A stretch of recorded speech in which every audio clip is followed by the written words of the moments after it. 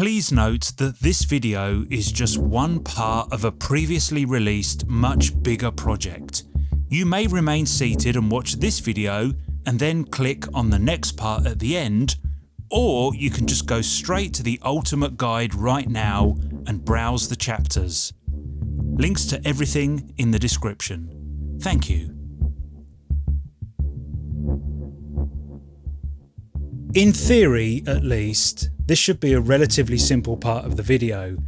I can just deliver a general overview of the books, leaving all the symbolism, the unreliable narration shenanigans, and the twisty time loop puzzlement for another chapter. But in practice, I think a summary of each book works best if we hold hands through the thickest part of the forest and avoid the big revelations and the recontextualization that future books and a rereading of the series will provide. An example would be explaining the long con of Aegea and Aegialus as it's happening, something which is quite confusing as you're reading it, but is resolved by the end of Shadow of the Torturer, but not explaining the appearance of Apu Punchow at the end of the Claw of the Conciliator, because that doesn't start to make sense until much later in The Urth of the New Sun, and even then it's complicated. Also, the grand scheme of things, like which sea monster is controlling the government, or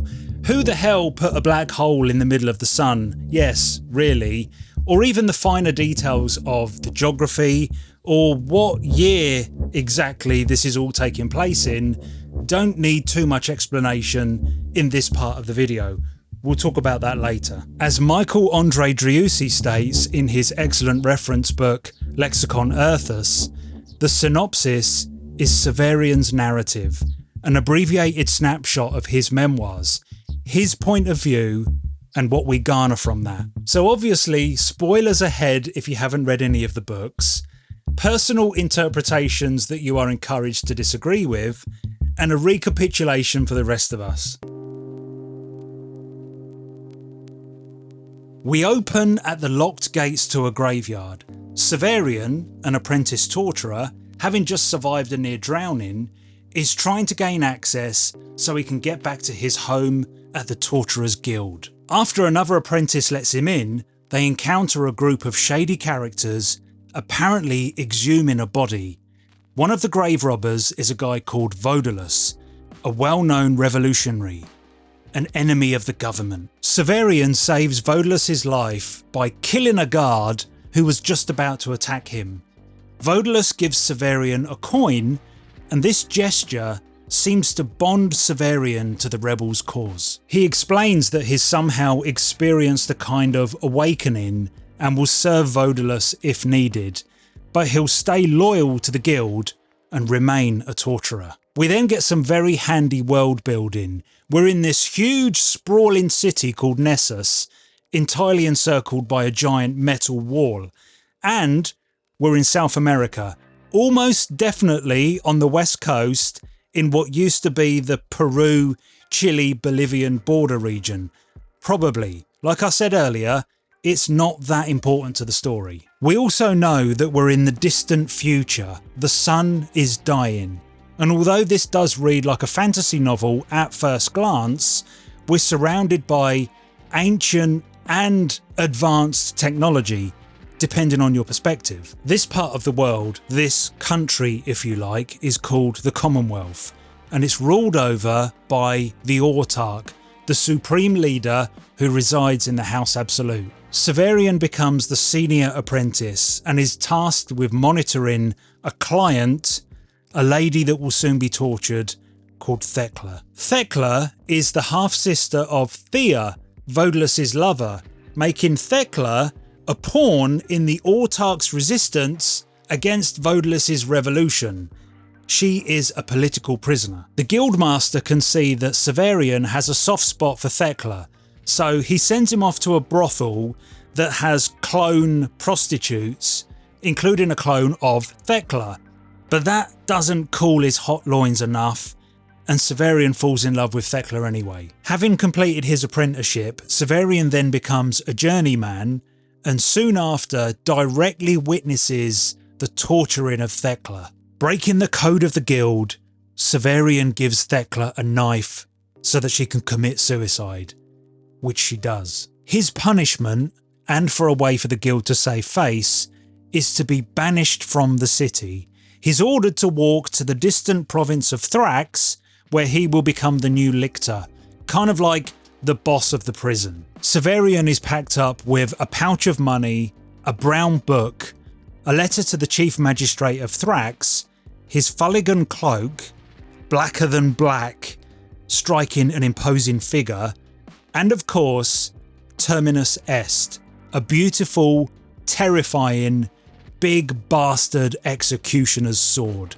We learn that Severian has never actually gone beyond the walls of the city before. In fact, he's never even ever left this part of the city, and he severely underestimates the scale of the place. He thought he would leave through the guarded gate to the north, be strolling through the countryside and sleeping under a tree by nightfall. In fact, we spend the rest of the book wandering through the megalopolis of Nessus. He spends his first night in a lodge house, sharing a bed and a dream sequence with a giant man called Baldanders. No, not like that. They were just the sleeping arrangements. In the morning, he meets Baldander's friend, his partner, his keeper, a weird little fellow called Dr. Talos. Little bit of a reveal here. If you read closely, you can see that Dr. Talos is some sort of robot, or at least an unnatural manufactured creation. The details are well hidden, but it's definitely there. Among other things, Dr. Talos is a playwright, and he's putting together a travelling show, and he thinks Severian would make a perfect addition to the cast. Non-committed, Severian just wanders off. Now, so far in this book, the events and even the motivations of the characters have mostly made sense. Yes, the terminology and the dream sequences have kept us on our toes, but it's probably not the formidable book that most of you were expecting. But from this point forward, the Shadow of the Torturer steps up a gear. Much is unexplained and often inexplicable until later, so hold on tight. Severian goes to a clothes shop because his torturer's outfit is drawing way too much attention and scaring the locals. The shopkeeper, a guy called Agilis, straight away spots Terminus Est.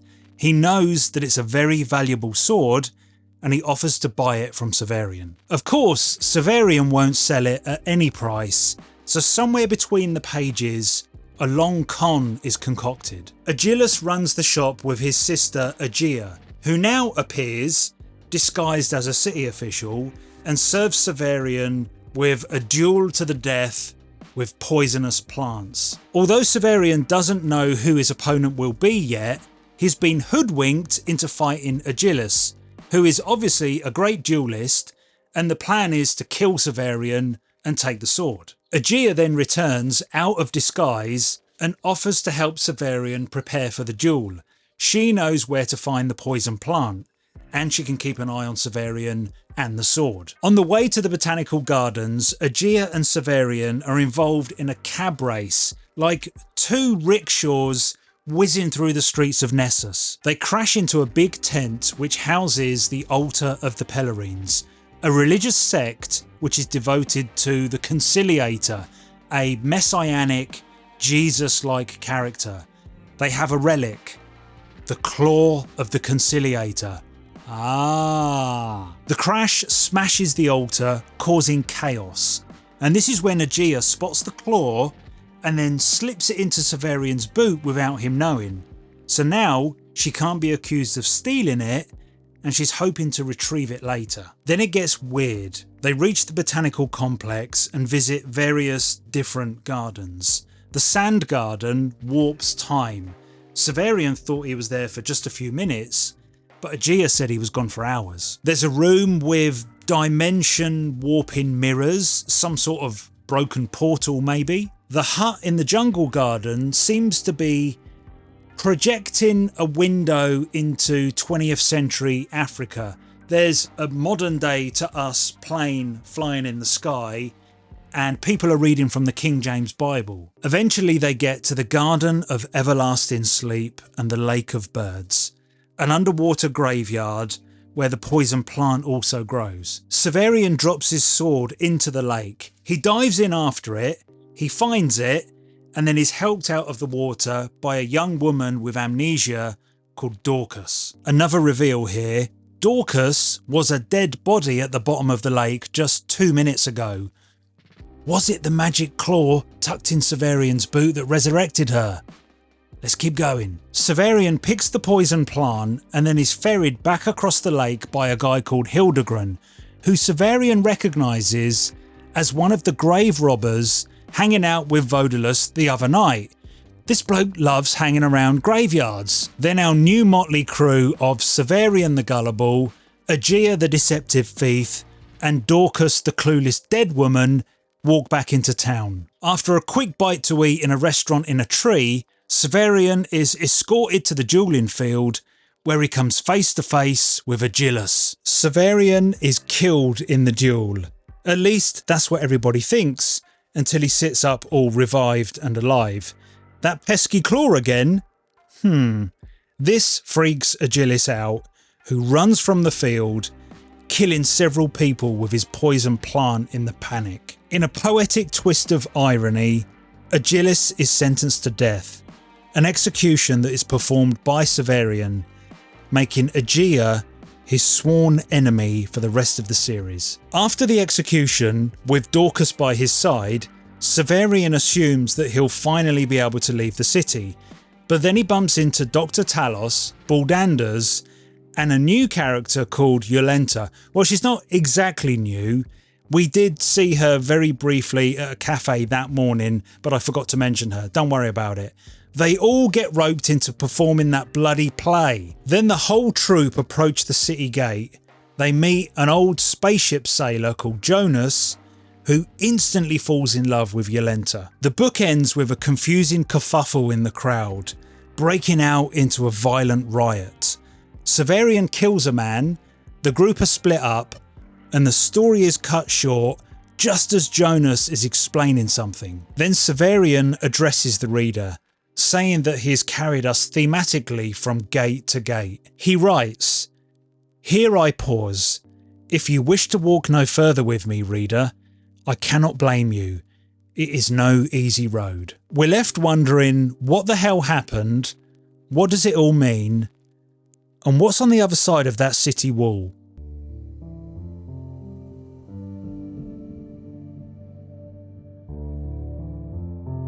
We've jumped forward in time from the end of The Shadow of the Torturer. I think it's about a week or two since the incident at the gate. Severian and Jonas, who are friends now, are in the small town of Soltus.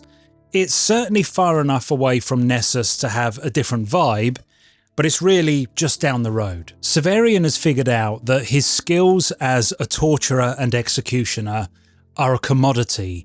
The authorities in Soltus pay him to do what he does, including the execution of a spy of Moidelhoff. So now we can see that this rebellion reaches beyond the walls of the city, and the Autarch has power outside of Nessus. At the execution, Severian notices his old foe, Aegea, in the crowd. Afterwards, while searching for her, he comes across the Green Man, literally a man with green skin who uses some sort of photosynthesis. He's been held as a slave. Oh yeah, he's also from the future. Severian gives him a tool so that he can escape, and he promises to repay the debt one day. Well, he does actually repay the debt one day. He already knows this because he's from the future. Severian then receives a letter, apparently from Thekla, the woman he loved, the woman he gave a knife to, the woman who committed suicide. "Severian, my lover, I'm still alive. My death was staged as part of a deeper plot. I'm hiding in a mine just outside town. Come and find me and we can ride off into the sunset together. But don't tell anyone about this letter." I'm paraphrasing. So off he goes to the mine, where instead of finding Thekla, he encounters a pack of man-apes who attack him. He escapes by using the power of the claw. Probably. As he's leaving the mine, he's attacked again this time by the real author of the letter. Of course, it's Aegea and her band of nasty assassins. He escapes with the help of Jonas, and he allows Aegea to go free. Back at the inn, Severian and Jonas are kidnapped by Voidelus's henchmen. They're taken to him, where he asks if they would be willing to join him in his rebellion against the Autarch. They both accept, probably because Voidelus would have killed them otherwise, and then they take part in the initiation ceremony. This involves drinking the blood or the special juice from an alien monster called an Alzabo. The Alzabo has the ability to take on the personality of its prey when it eats them. So if a person drinks this special Alzabo juice and then eats the brain of another human, it can gain their memories and even their characteristics. The effectiveness depends on how susceptible they are to the Alzabo analeptic. This explains why Voidelus and his followers are robbing graves. They need brains to eat. Obviously there's a deeper reason, but I'll talk about that much later. Severian is made to eat none other than Thekla. I know this is supposed to be a synopsis, but I just wanted to linger here for a minute and bask in what is the most important pivot point in the story so far. At the start of The Shadow of the Torturer, we are told by Severian that he's writing his account, his memoirs, when he eventually becomes the Autarch. Chapter 1. It was in this fashion that I began my long journey by which I backed into the throne. The reader naturally assumes that although Severian will mature and his character evolve, it will essentially be the same person, just writing from the future. Now we learned that the author of the account that we've been reading so far is the mental hybrid of at least Severian and Thekla, and who knows who else by the time he becomes Autarch. This is hands down the greatest, best executed recontextualization of a story that I've ever encountered. It's so tempted to just go right back to the beginning and read it again with this revelation in mind. But we must move forward. Severian and Jonas are given the mission to go to the House Absolute, that's the residence of the Autarch, to deliver a message to a spy. They actually get captured in the grounds and then thrown in the antechamber, a dungeon underneath the House Absolute that holds prisoners of the Commonwealth. The Thekla part of Severian's consciousness has memories of being in the antechamber in the past and knows of a secret door, so Severian and Jonas escape. Among other things, Severian finds his sword, Jonas uses a teleportation device to leave Urth completely, and then Severian bumps into the spy he was looking for all along, who turns out to be the Autarch himself. Back in the garden, Severian is reunited with the old gang of Dr. Talos, Baldandus, Dorcas and Yolenta, who were there to perform that bloody play. The performance is interrupted by aliens in the audience shooting up the place with laser guns, and the gang flee, leaving the House Absolute and hitting the road. The new plan is for Dr. Talos and Baldandus to return home to their castle by the lake, and for Severian, Dorcas and Yolenta to continue along the road to Thrax, where Severian will start his new job. Nasty business now. It turns out that Yolenta was transformed, genetically and surgically manipulated by Dr. Talos to be an object of beauty, probably to create more interest in his play. This almost explains why Jonas literally fell in love with her at first sight, probably some sort of selective pheromone. But now Dr. Talos is done with her and he refuses to take her with them, leaving her withdrawn from whatever drugs he was pumping into her. It gets worse. It's suggested, maybe, that Severian raped Yolenta the night before the play, and she attempts to commit suicide. Back on the road now, and Severian is awakened in the middle of the night by the calling of an undine from the river. It's a big animal fish woman thing that tells Severian that he is meant for greater things and offers him the ability to breathe underwater, which he turns down. Now we get a series of events that are probably the most confusing part of the whole Book of the New Sun. The reader is left perplexed until much later on in the story, so I'll just recount as it happened. The group come across a stone town where there's a character called the Kamaian. She's likely an alien posing as a sorcerer, her assistant Merrin, who's a witch, and Hildegrin, that's the Vodalari guy that we saw at the graveyard and the lake where Dorcas came back to life. This bunch are performing some sort of seance. All 6 of them perform a summoning of an ancient Incan godly figure called Apu Punchau. When he appears, Hildegrin pounces on him. The orientation of the action becomes very wobbly as Severian finds himself grappling with Hildegrin, but he also sees another Hildegrin apparently fighting an invisible foe. Reality itself is flashing before Severian's eyes. Visions of the ancient past, memories and dreams swirling around in his brain. A crack of thunder brings him back. Hildegrin is dead. The Kamaian, Apu Punchau and the witch are nowhere to be seen. Dorcas is there, but Yolenta has finally passed away. Once again, Severian addresses the reader, now saying that he's carried us from town to town and we now stand at the gateway to the mountains. Here I pause. If you wish to walk no further with me, reader, I do not blame you. It is no easy road. This video, well, all of our videos actually, cost a lot of time and some money to make. Money that we don't have. You can support this operation by donating on Buy Me a Coffee, which is an online tipping service. Get yourself some merch over at the merch store. Or you can join the cult on Patreon and gain access to our exclusive Discord and the podcast, Radio Death Cult. Links to all that good stuff in the description. Thank you so much.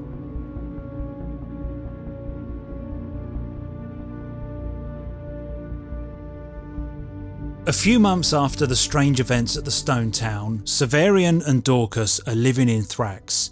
Severian fulfilling his professional obligation by becoming the Lictor, the chief officer of the prison. It's not exactly the perfect romance in paradise. Severian has the stress of the job and Dorcas is starting to recover from her amnesia. There is a scene where she coughs up some round lead stones.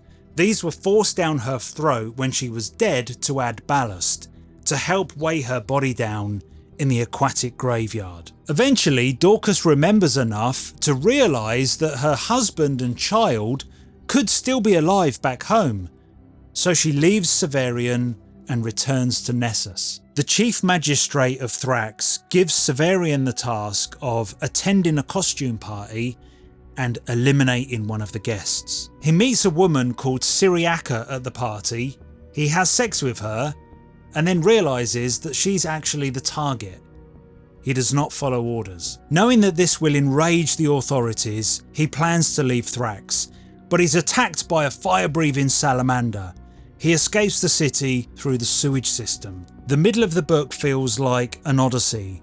Severian wanders through the mountains, encountering one enlightening, fantastical event or character after another. He finds a house in the middle of nowhere, home to a family including a young boy called Little Severian and his twin sister Severa. But who's hiding upstairs waiting to attack him? His old enemy Aegea. And then an Alzabo shows up and threatens to kill them all. In the melee, the dad and the daughter are killed by the Alzabo, but with the upper hand, Severian offers a deal to the monster. Leave them alone and he promises not to hunt him in the future. A truce, a deal is done, and Aegea escapes. Again. After abandoning the house, the remaining members of the family walk through the mountains with Severian following behind. The family are attacked by a group of zoanthropes, lobotomized madmen. The Alzabo jumps in and kills all the zoanthropes, but only Severian and Little Severian survive. Heading deeper into the mountains, the two Severians come across a village occupied by some wizards who kidnap Little Severian. Severian is in the middle of fighting a sorcerer's duel to win the boy back when they're interrupted by a giant killer slug. It's worth noting at this point that these regular appearances of weird alien monsters that are trying to kill Severian belonged to a space merchant called Heather. He is Aegea's lover. He's using portal mirrors to drop his pets in Severian's path. Very cool. So escaping the wizard's village, they start to climb Mount Typhon, an entire mountain carved into the statue of the once ruler of the land, Typhon. In the statue's lap lies a gathering of old buildings and construction machines, and in one of the buildings, the dehydrated husk of a two-headed body. They climb up to the statue's giant hand to take a closer look at the gold ring on one of its fingers. Little Severian touches the ring and is instantly vaporized. Severian sleeps in one of the buildings. He's kicked awake by a man with two heads. It's the body they saw the day before, now revived and alive. Is it that pesky claw doing its magic healing again? This is Typhon, the 1,000-year-old monarch whose image is immortalised on this very mountain. He takes Severian prisoner and escorts him to his lair in the head chamber of the statue. Typhon offers Severian the throne of the Urth. I'm not sure how he can offer such a thing, but anyway, Severian kills Typhon by attacking his other head. He climbs down the mountain all the way to Lake Diaturna, where he struts into a village, confident that he has some sort of power or a knack for survival, and demands free room and board. So the villagers drug him, steal the claw and tie him up. They're taking him on a boat across the lake to their master in the castle. That's also where they've delivered the claw. On the way, Severian escapes by igniting some explosives. He's rescued by the people of the floating islands. The new plan is for Severian and the floating island people to assault the castle and try and retrieve the claw.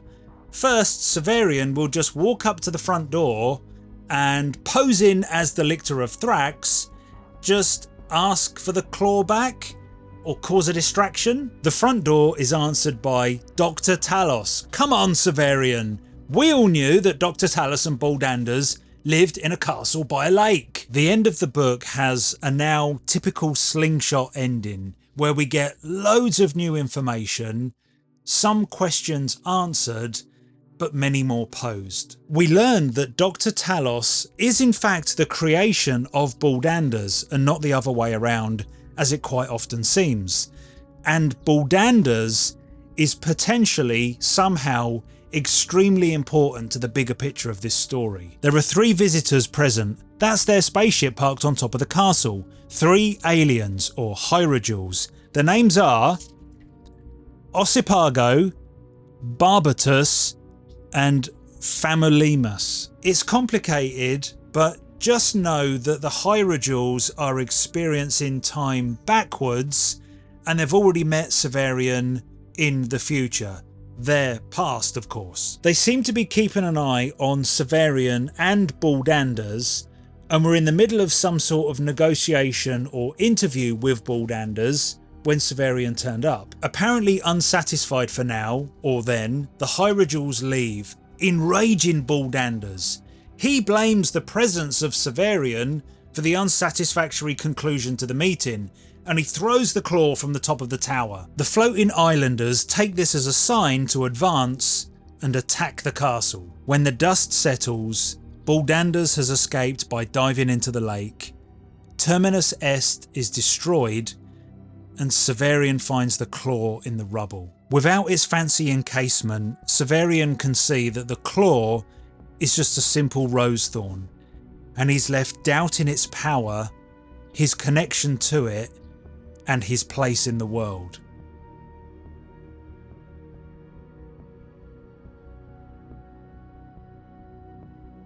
This book is set against the backdrop of the war between the Commonwealth, ruled by the Autarch in the south, and the Askians in the north. The war has always been the backdrop to the Book of the New Sun, but until now it hasn't really affected Severian directly. Severian, once again alone, a few days after the battle at Baldander's castle, finds a dead soldier on the ground. Still uncertain of its power, Severian tries to use the claw to revive him, and hey presto, it seems to work. Groggy and zombie-like, the soldier gets to his feet. As Severian and the soldier make their way to a field medical facility, the soldier's health improves while Severian declines. So when they do reach help, it's Severian that's taken in. Recovering from his strange fever, Severian meets his fellow patients, a beautiful young woman and two men who both want to marry her. The woman decides that the best way to choose a future husband is for the men to have a storytelling contest. In between these stories, which we get to hear in full, Severian is trying to convince various members of the medical staff to take the claw from him, to accept it as the holy relic that it once was, that it still is, apparently. The medical facility is run by the Pellerines, the same religious group that worships the Claw of the Conciliator in the first book, the very same claw that Severian still has. This part of the book is full of metaphor and proverbial gymnastics, well, more than usual anyway. The stories that we hear are reflections of the true scope of the narrative, and kind of a nuanced reward for getting this far and paying attention. Another patient joins in the contest. The woman herself tells a story. Severian is the judge. Before we get a conclusion to the contest, the head Pellerine asks Severian to go and rescue a holy man that lives somewhere out in the wilderness that's about to be overrun by the Askians. He hides the claw in the altar and goes off on his mission. He finds the holy man, Master Ash, at his shack, a place called the Last House. Severian stays the night, sleeping upstairs, and in the morning discovers that the whole world is covered in ice. This is one of the possible futures of Urth, Ragnarok, the final winter. The different levels of the house show Severian the different strands of fate, the alternate futures.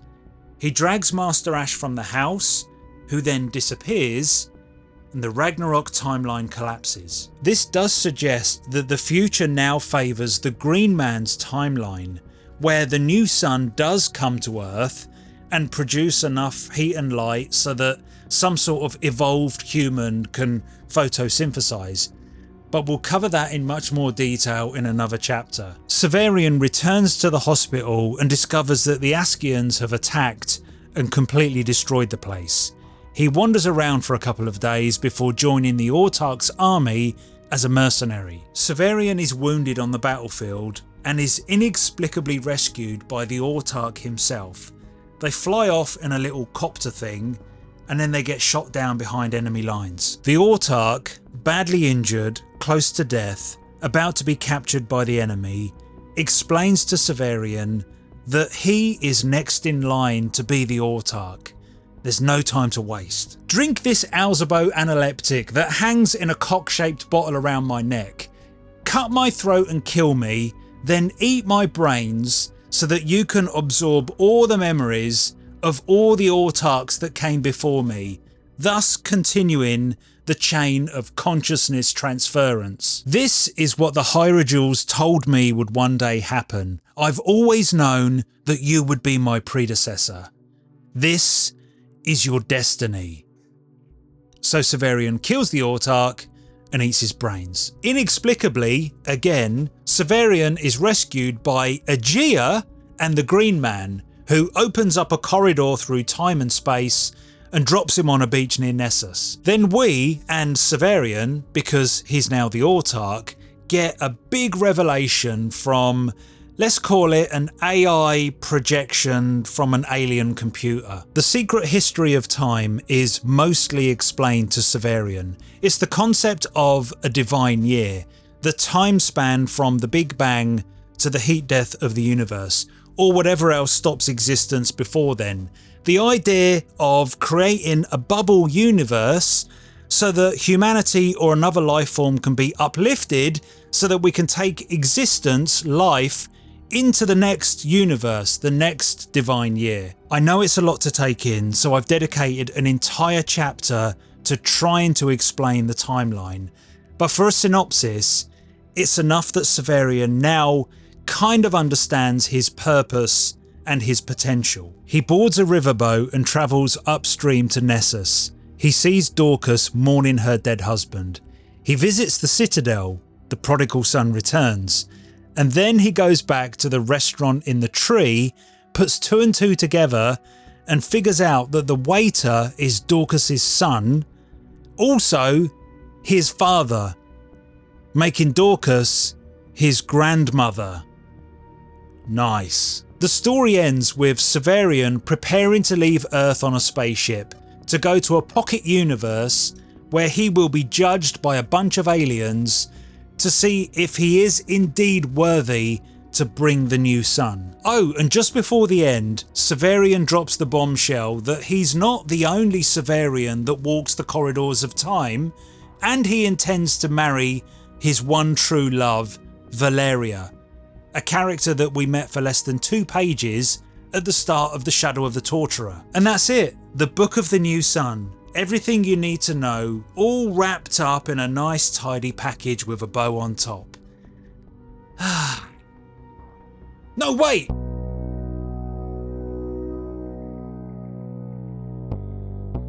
And so we come to the sequel, the Coda.